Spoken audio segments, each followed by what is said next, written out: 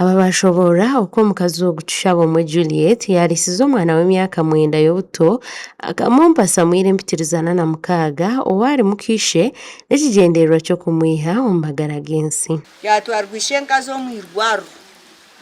okwiko mu irwaro ishenkaza giyatwire na gempituruzo twetwe tukwatwamu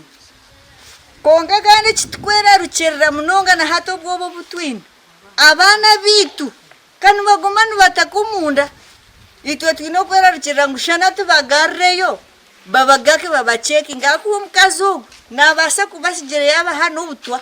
ntati sempituruzo zeze bakusangira umunda ntubire ntuzigire muzito benoze nozina zigire muzito atunyowe atempituruzo atbayemba zinzinjiro mukapapura umukipapura atubamperezo busera atinzimira ntunukwe kiri ate abataka kandi uyineduka omukyareki aho tushabo mu Juliet habire nagure mpitirizo hine biyashobora hato mukazogu abenaiza hakwanje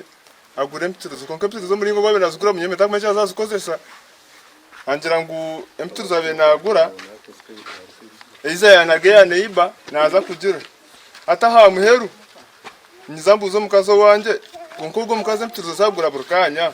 nandezenki nanazukozesa cyase wo buri izoba nananaga mpitirizo abantu bagarika bashobora ko mukazogu amaziro bwire buringwa ari kutuntuza umwana ogu kandi bagerizeho no kumugambaho bakamuhabura nabo akabiguraho rutaro nyowe tingu cyakubera hwa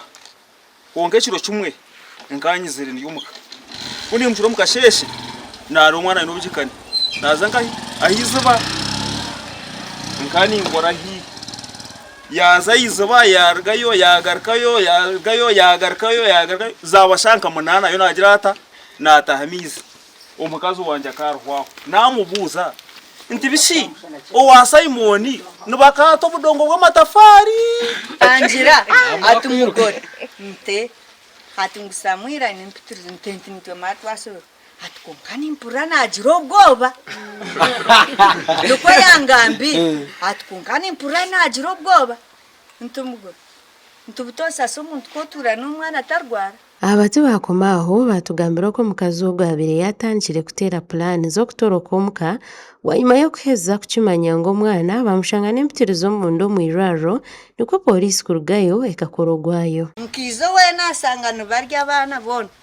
abeye mazima bakamba rye bitoke samwira mkwatire bihogo byo nabyizwire biti nagira samwira sitakujya bitoke mugore atarakunda muhogo abatakani bajumirira ekikorwa cyo bwinazi ekyabakazi abari kutuntuza abana batari babo ngo tikishire ngo hakuba abana tibine mushango Yesu tinkubasa kukora ekintu omwana nkogo ahakuba twena twina abana kandi hati nanyembine konka tinkamuko kandi nanyo omwana banje abunyina nangwa noshanga eje Chantal mukayanje hijamo ndijo mukuru w'entebe yo kubanza hawe cyareki yashaba government okurugaye kakora mukazogu nkoko amateka garigamba ngo abo ko bahe cyakozere cyerarikiriza abataka gavumenti kuri yane kunda bamba mutugirira nkokero omushango gw'umukazogwe izagure twagombora